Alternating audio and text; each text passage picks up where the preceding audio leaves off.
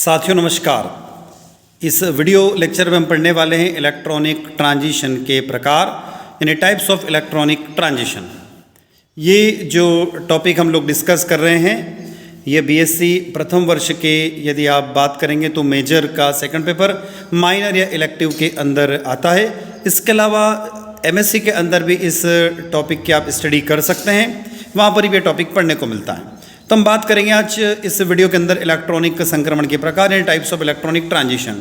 अब electronic transition की तरफ चलते हैं तो हम बात करते हैं किसी पदार्थ की यानी किसी भी मॉलिक्यूल्स की बात करें, किसी पदार्थ के अणु में भिन्न भिन्न प्रकार के संयोजी इलेक्ट्रॉन होते हैं। हम लोग जानते हैं कि molecules of substance have the different types of valency, यानी कि हम कह सकते हैं कि हर अलग अलग एटम की वैलेंसी एक अलग अलग होती है। जैसे हम जानते हैं हाइड्रोजन की वैलेंसी एक होती है, क्लोरीन की एक भी होती है, 7 भी होती है, ऑक्सीजन की वैलेंसी 2 भी होती है और 6 भी होती है।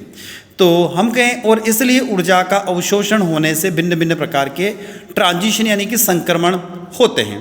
तो हम ये कह सकते हैं कि absorption of energy leads to different type of transition.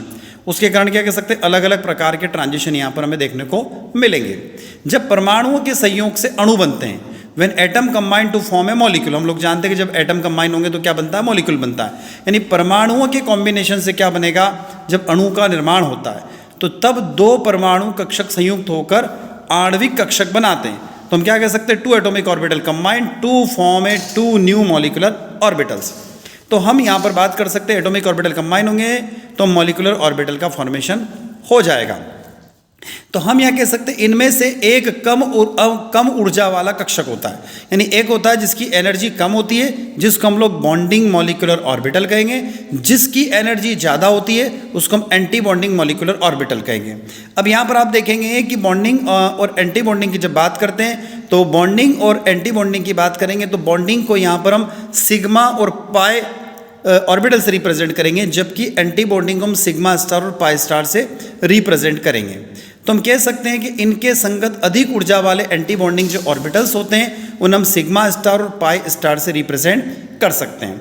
तो यहाँ पर जो मॉलिक्यूल होते हैं उसकी जो अणु की जो ग्राउंड स्टेट की बात करेंगे तो अणु की मूल अवस्था में इलेक्ट्रॉन आबंधी कक्षकों में पाए जाते हैं यानी बॉन्डिंग ऑर्बिटल्स में पाए जाते हैं, और हायर एनर्जी लेवल में एंटी बॉन्डिंग ऑर्बिटल्स में वो पाए जाते हैं। तो लोअर एनर्जी लेवल जो कि बॉन्डिंग कहलाएगा, higher energy level anti bonding कहलाएगा। अणुओं में पराबैंगनी प्रकाश का अवशोषण होने से इलेक्ट्रॉन एंटी बॉन्डिंग कक्षक में चले जाते हैं, यानी due to absorption of ultraviolet light in the molecule these electron move from anti bonding orbitals. तो हम कह रहे हैं कि मॉलिक्यूल कहाँ पे रहते हैं, सबसे पहले बॉन्डिंग में रहेंगे, जब वो एनर्जी एब्जॉर्ब करेंगे तो एंटी बॉन्डिंग में चले जाते हैं यानी हायर एनर्जी लेवल में चले जाते हैं।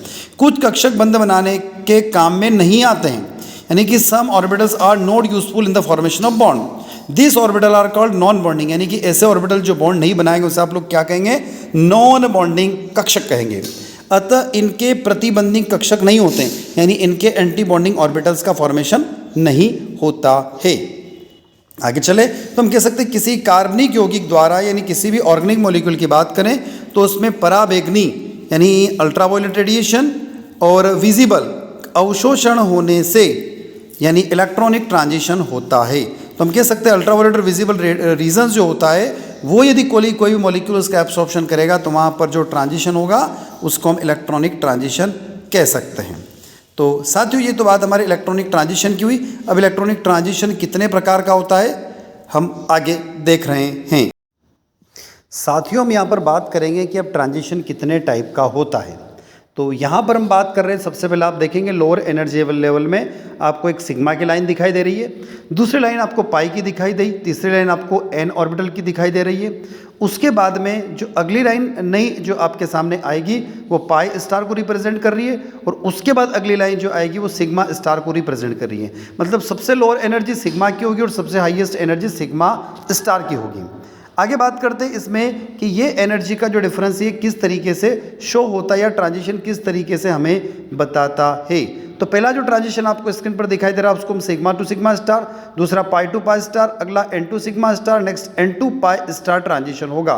तो इस तरीके से आपको यहाँ पर 4 अलग अलग ट्रांजिशन दिखाई दे रहे हैं, जो कि क्या है, sigma to sigma star, pi to pi star, n to sigma star और n to pi star transition को रिप्रेजेंट कर रहा है।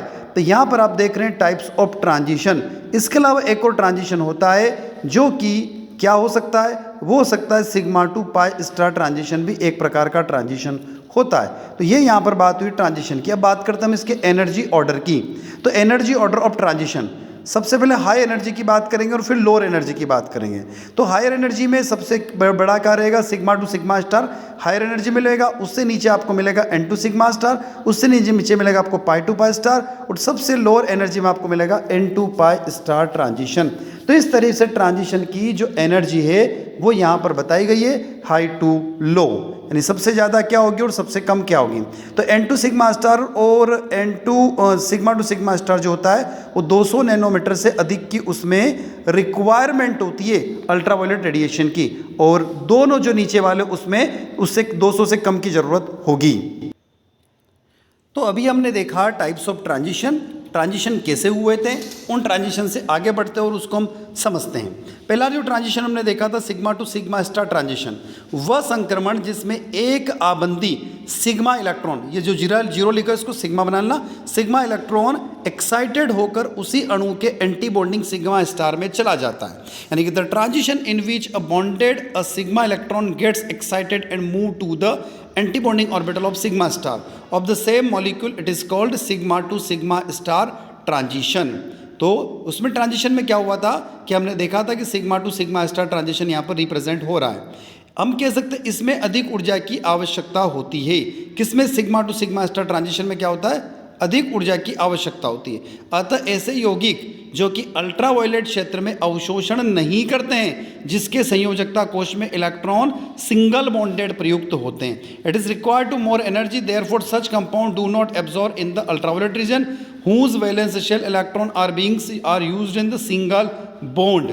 आगे देखें तो क्या लिखा हुआ है इसके अंदर, संतृप्त हाइड्रोकार्बन इस प्रकार के यौगिक होते हैं जो इस प्रकार के ट्रांजिशन को शो करते हैं। तो saturated hydrocarbon are such compound and they are found to be transparent to ultraviolet radiations.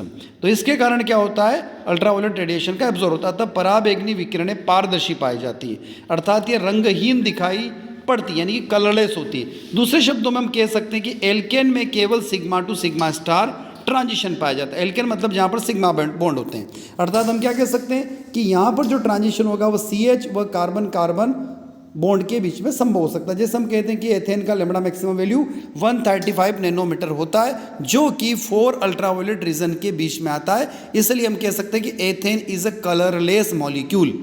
तो आया समझ में साथियों आपको। तो sigma to sigma star transition का होगा, तो सिग्मा बॉन्ड का मतलब होता है सिंगल बॉन्ड, तो जहां पर सिंगल बॉन्ड या सिग्मा बॉन्ड होता है वहां पर इस प्रकार का ट्रांजिशन देखने को मिलता है। दूसरा ट्रांजिशन आपको दिखाई दे रहा है n to sigma star transition.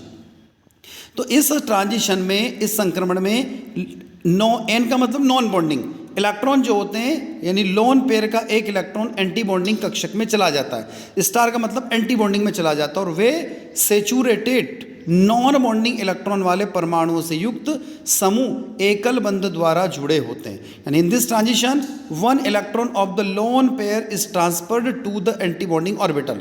Saturated compound consisting of atom and non-bonding electron joined by the single bonded have the N2 sigma star transition.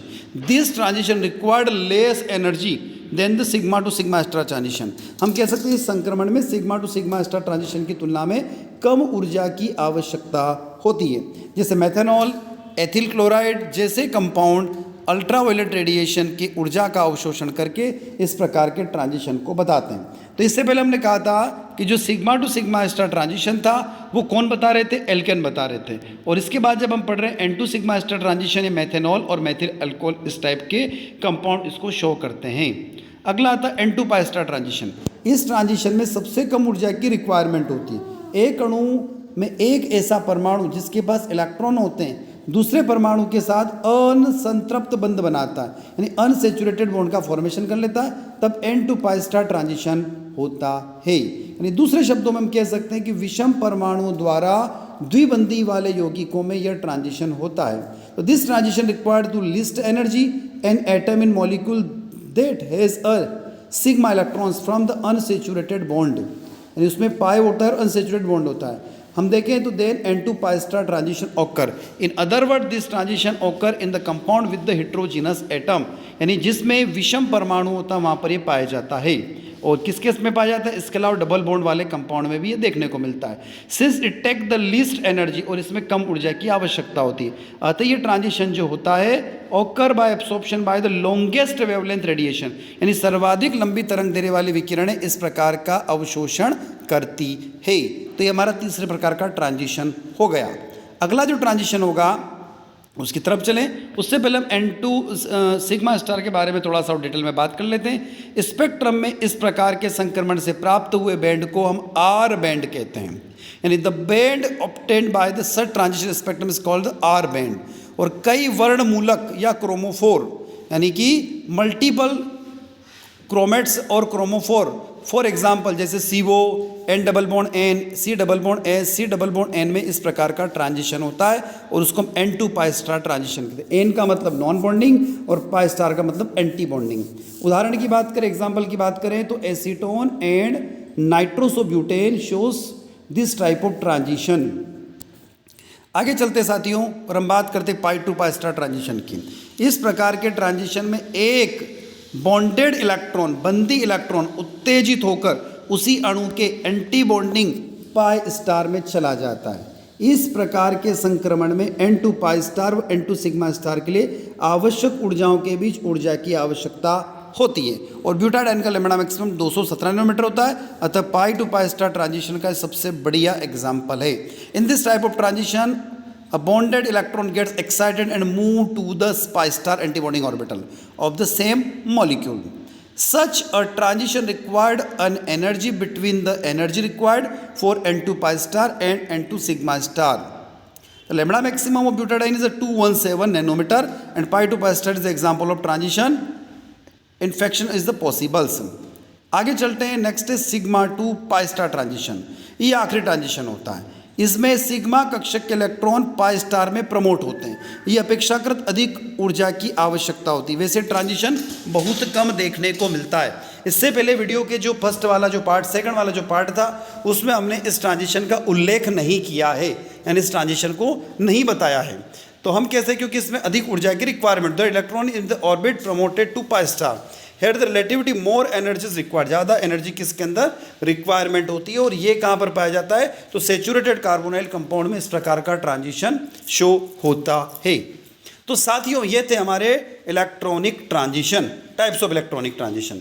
तो thanks for watching this video lecture अच्छा लगता है तो लाइक करें, अपने दोस्तों तक इस वीडियो को शेयर अवश्य करें और चैनल पर नए तो सब्सक्राइब अवश्य करें। हमारे YouTube प्लेटफॉर्म पर हम 2 अलग अलग जगह पर जुड़े हुए हैं। आप हमारे साथ में 2 अलग अलग जगह पर आप हमारे परिवार के सदस्य बन सकते हैं। एक तो केमिस्ट्री बाय डी शर्मा, जहाँ पर आप इस वीडियो लेक्चर को देख रहे हैं, पढ़ रहे हैं, समझ रहे हैं, और एक और स्पीड हायर एजुकेशन YouTube पर सर्च कीजिएगा और वहाँ पर भी आप हमसे जुड़िएगा, चैनल को सब्सक्राइब कीजिएगा। वहाँ पर भी आपको नई नई information, latest information higher education से रिलेटेड मिलती रहेगी। तो धन्यवाद साथियों, नए वीडियो के साथ फिर आपसे मुलाकात होगी।